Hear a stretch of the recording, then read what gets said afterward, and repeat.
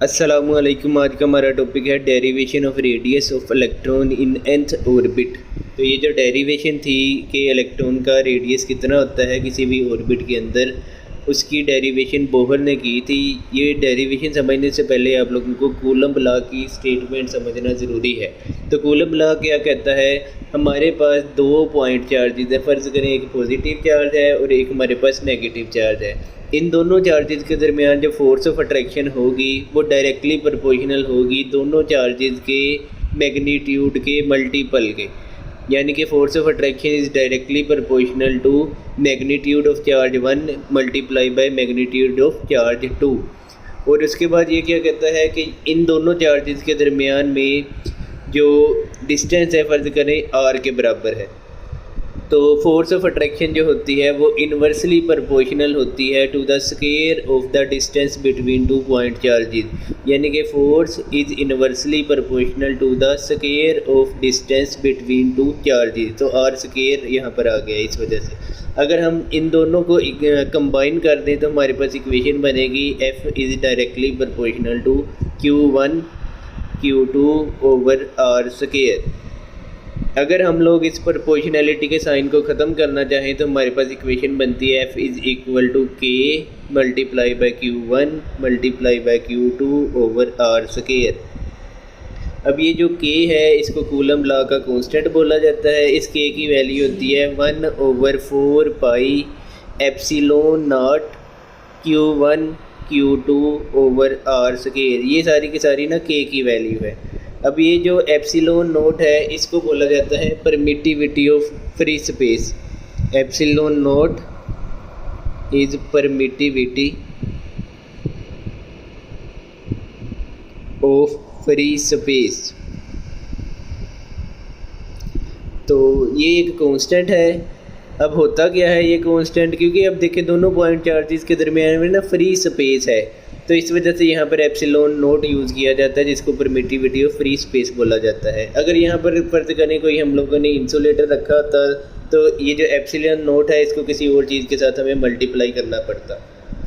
तो अब हम समझते हैं इसकी जो मेन डेरिवेशन है उस पर आ जाते हैं। फ़र्ज़ करें आप लोगों के पास ना एक एटम है जिसके सेंटर में न्यूक्लियस है और उसके अंदर पॉजिटिव चार्ज है, और एक इलेक्ट्रॉन इसके इर्द गिर्द इस तरह से रिवॉल्व कर रहा है एक ऑर्बिट के अंदर। अब ये जो पॉजिटिव चार्ज है और नेगेटिव चार्ज है इन दोनों के दरमियान में फोर्स ऑफ अट्रैक्शन होगी।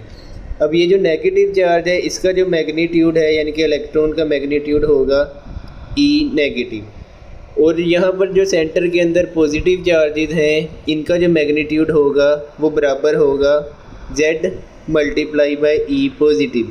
अब Z क्या होता है, प्रोटॉन के नंबर को बोला जाता है या एटॉमिक नंबर को बोला जाता है। फ़र्ज़ करें जो आपका एटम है उसका एटॉमिक नंबर 1 है, यानी कि उसके सेंटर के अंदर सिर्फ एक ही प्रोटॉन है, तो हम यहाँ पर Z की वैल्यू 1 लगाएंगे, और ये जो है चार्ज ऑन प्रोटॉन है E पॉजिटिव।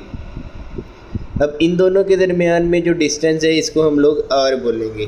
अब हम लोगों ने ना यहाँ पर पॉजिटिव चार्ज का मैग्नीट्यूड ये आ गया और नेगेटिव चार्ज का मैग्नीट्यूड हमारे पास ये आ गया।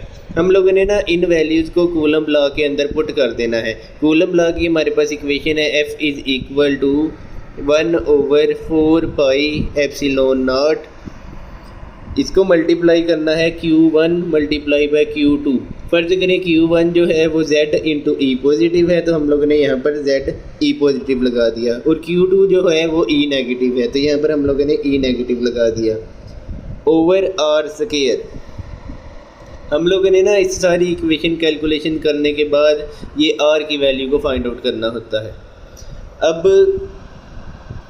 एक प्रोटॉन और जो इलेक्ट्रॉन होता है उनके ऊपर जो चार्ज होता है वो सेम ही होता है। तो ये जो E है पॉजिटिव और E नेगेटिव है, दोनों की वैल्यू सेम ही है, तो हम इन दोनों को ख़त्म करके ना यहाँ पर E स्क्वायर भी लिख सकते हैं। तो इस तरह से हम लोगों ने यहाँ पर E स्क्वायर लिख लिया।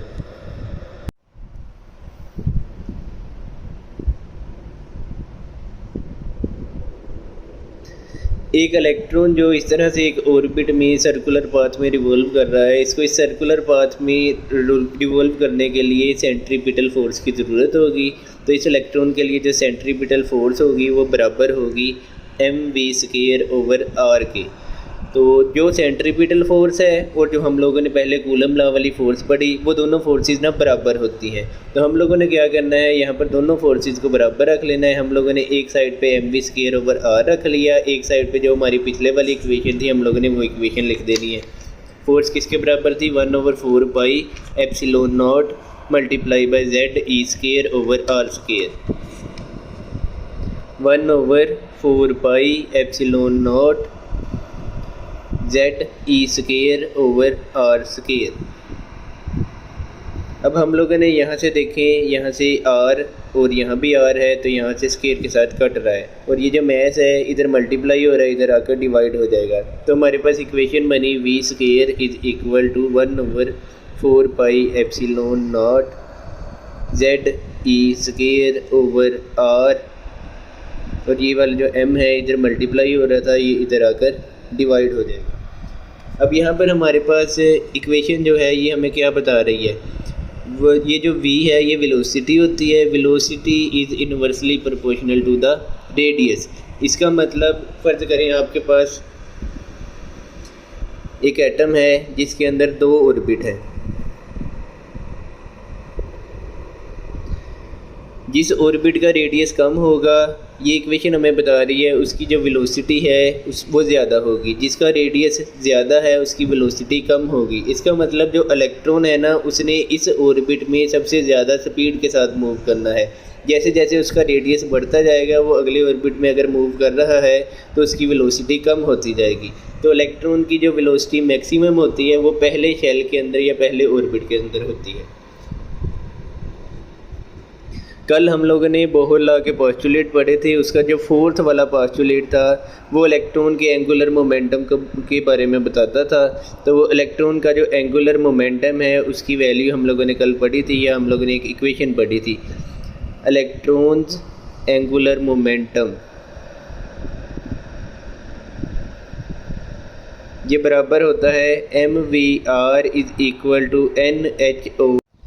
इस इक्वेशन में देखें, यहाँ पर v के साथ m मल्टीप्लाई हो रहा है और r भी मल्टीप्लाई हो रहा है। अगर हम इस m और r को इधर लेकर जाना चाहें तो ये इधर आकर डिवाइड हो जाएंगे, तो हमारे पास वेलोसिटी आ जाएगी equal to NH/2 pi mr के बराबर।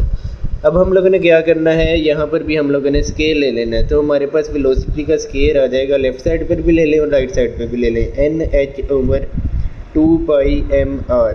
यहाँ पर भी हम लोगों ने स्केल ले लिया। तो यहाँ पर जब हम लोग स्केल लेंगे हमारे पास वैल्यू आ जाएगी n² h² 4 पाई² m² r² is equal to v²। अब यहाँ पर भी हमारे पास पहले v² की वैल्यू एक निकली थी और यहाँ पर भी हमारे पास v² की एक वैल्यू निकली है। हम लोगों ने क्या करना है, दोनों इक्वेशन को कंपेयर कर लेना है। इसको इक्वेशन 1 बोल देते हैं और इसको इक्वेशन 2 बोल देते हैं। जब हम लोग इक्वेशन नंबर 1 को और इक्वेशन नंबर 2 को कंपेयर करते हैं, तो इक्वेशन नंबर 1 में जो v² की वैल्यू है उसको लेफ़्ट साइड पर लिख लेते हैं। ये बराबर है 1/4 pi epsilon naught 1/4 pi epsilon naught multiply by ZE² over RM multiply by ZE² over RM is equal to, दूसरी जो हमारी v² की वैल्यू है इसके साथ हम कंपेयर कर रहे हैं, तो राइट साइड वाली आप लोगों ने वैल्यू लिख देनी है, n² is multiply by h² over 4 पाई² n² h² over 4 पाई² m² r²। तो दोनों को हम लोगों ने इस तरह से कंपेयर कर लिया। अब हम देखते हैं इस इक्वेशन में से कौन कौन सी चीज़ें कट रही हैं। पहले देखें, यहाँ पर r है और यहाँ पर भी r है, तो हम लोगों ने इसको काट दिया, और m की वैल्यू भी यहाँ से कट रही है, इस m को और इस m को हम लोगों ने काट दिया। यहाँ से 4 है और यहाँ भी 4 है, यहाँ से पाई है और यहाँ से पाई का स्केयर है, तो यहाँ से स्केयर को हम काट देते हैं। अब हम लोगों ने क्योंकि इस सारी डेरिवेशन में r की वैल्यू को फाइंड आउट करना था, तो r की वैल्यू यहाँ पर डिवाइड हो रही है। इसको अगर हम दूसरी साइड पर ले जाएं तो इधर आकर ये ऊपर वाली साइड पर आ जाएगी। राइट साइड पर देखें कौन कौन सी चीज़ें हैं। एक हमारे पास एन स्केयर है, एन स्केयर को वैसे का वैसे लिख दिया। एच स्केयर है, एच स्केयर को वैसे का वैसे लिख दिया। यहाँ से हमारे पास ओवर में कौन सी चीज़ है, एप्सिलॉन नोट। तो एप्सिलॉन नोट को हम लोगों ने इधर लिख दिया। यहाँ पर क्योंकि डिवाइड हो रहा था, इधर आकर ये मल्टीप्लाई हो जाएगा। अब यहाँ पर कौन कौन सी चीज़ें रह गई हैं, यहाँ पर है जेड ई स्केयर। तो ये इधर ऊपर वाली साइड पे था, अगर इसको राइट हैंड साइड पे लेकर जाएंगे तो इधर आकर ये डिवाइड होगा। राइट हैंड साइड पर देखते हैं पहले कौन कौन सी चीज़ें पड़ी हुई हैं। यहाँ पर एक तो पाई है हमारे पास, और एक हमारे पास एम है। ये आर को तो उठाकर हम इधर ले आए हैं, और साथ में जेड ई स्केयर ने इधर आकर मल्टीप्लाई हो जाना है। अब इस इक्वेशन में देखते हैं हमें किस किस चीज़ की वैल्यूज़ का पता है। एक तो ये जो एप्सिलॉन नोट है ये एक कांस्टेंट है, इसकी वैल्यू हम लोगों को पता है। एच जो है ये प्लैंक्स कांस्टेंट है, इसकी वैल्यू भी हम लोगों को पता है। और उसके बाद ई स्केयर जो इलेक्ट्रॉन के ऊपर चार्ज होता है, इसकी वैल्यू भी हम लोगों को पता है। और जेड जो है ये प्रोटॉन नंबर होता है, अगर जिस भी एटम पर एक्सपेरिमेंट कर रहे हैं ये भी हमें पता चल जाएगा। और ये जो एम है ये इलेक्ट्रॉन के मास को बोला जाता है, तो एम की वैल्यू भी हम लोगों को पता है। और ये जो पाई है, पाई की वैल्यू भी हम लोगों को पता है। इन सारी वैल्यूज़ को जब हम लोग पुट करेंगे, एच स्केयर की, एप्सिलॉन नोट की, ई स्केयर की, और पाई की और एम की, इनको जब हम लोगों ने इक्वेशन में पुट किया और कैलकुलेट किया तो हमारे पास जो आंसर निकलता है वो आंसर निकलता है 0.529। साथ में यहाँ पर रह कौन कौन सी चीज़ें जाती हैं, सिर्फ हमारे पास एन स्केयर यहाँ पर रह जाता है, और हमारे पास ओवर के अंदर जेड रह जाता है, और मल्टीप्लाई बाय एंगस्ट्रम। अब ये जो एंगस्ट्रम है, एंगस्ट्रम का मतलब होता है 10⁻⁻10 मीटर। तो सारी वैल्यूज़ को हम लोगों ने यहाँ पर पुट किया तो हमारे पास फाइनल इक्वेशन आ गई, R = 0.529 n square over Z angstrom. अब ये जो एप्सिलॉन नोट है इसकी वैल्यू हम लोगों ने अभी तक नहीं पढ़ी, ये भी मैं आप लोगों को बता देता हूँ। इसकी वैल्यू होती है 8.84 मल्टीप्लाई बाय 10⁻⁻12 कूलम स्केयर पर जाउल पर मीटर। तो ये एप्सिलॉन नॉट की वैल्यू है। तो इस तरह से ये वाली वैल्यू हम लोगों ने पुट की, एच स्केयर की वैल्यू पुट की, ई स्केयर की वैल्यू पुट की, एम की वैल्यू पुट की, पाई की वैल्यू पुट की, तो हमारे पास एंड पर फाइनल ये इक्वेशन बन गई। अब हम लोगों ने क्या करना है, 4 हाइड्रोजन एटम, अगर हम ये वाला सारा एक्सपेरिमेंट हाइड्रोजन एटम के लिए करें तो हाइड्रोजन एटम के अंदर जो नंबर ऑफ प्रोटॉन्स होते हैं वो 1 के बराबर होते हैं। तो ये जो Z है ये 1 के बराबर आ जाएगा। तो R की वैल्यू बन जाएगी 0.529 एन स्केयर एंगस्ट्रम। अब हम लोगों ने देखना है, ये हमारे पास रेडियस की वैल्यू तो आ गई, लेकिन हमें ये नहीं पता कि ये कौन से ऑर्बिट का रेडियस है। वो हमें कैसे पता चलेगा? अगर हम लोग n की जगह 1 पुट कर देंगे तो ये पहले ऑर्बिट का रेडियस आ जाएगा, अगर n की जगह 2 पुट कर देंगे सेकंड का आ जाएगा, अगर हम लोग n की जगह 3 पुट कर देंगे तो वो थर्ड ऑर्बिट का रेडियस आ जाएगा। तो हम लोग बारी बारी सबकी वैल्यूज़ को कैलकुलेट करते हैं। R1, तो ये जो R1 है ये किसके बराबर आएगा? 0.529। अब n की जगह हम लोगों ने यहाँ पर 1 पुट कर देना है, 1 का स्केयर एंगस्ट्रम, तो ये वैल्यू इसी के बराबर ही आ जाएगी 0.529 एंगस्ट्रम। अगर हम लोग यहाँ पर R2 की वैल्यू को कैलकुलेट करना चाहें, यानी कि सेकंड ऑर्बिट के रेडियस को, तो यहाँ पर हम लोगों ने n की जगह 2 पुट कर देना है, 0.529 n की जगह हम लोग 2 पुट करेंगे, और 2 का हम लोगों ने स्केयर भी लेना है। तो 0.529 को अब हम लोगों को 4 के साथ मल्टीप्लाई करना पड़ेगा, तो R2 की वैल्यू हमारे पास आ जाएगी, जो कि होती है तकरीबन 2.11 एंगस्ट्रम के बराबर। अब हम लोगों ने R3 की वैल्यू को इसी तरह से फाइंड आउट करना है। R3 की वैल्यू में 0.529 n की जगह हम लोग 3 पुट कर देंगे, इसका स्केल लेंगे, तो इसका जो आंसर आएगा R3 की वैल्यू का वो आ जाएगा हमारे पास 4.75 एंगस्ट्रम। इसी तरह हम लोग R4 की वैल्यू को फाइंड आउट करेंगे, तो R4 की वैल्यू आ जाएगी 8.4 एंगस्ट्रम।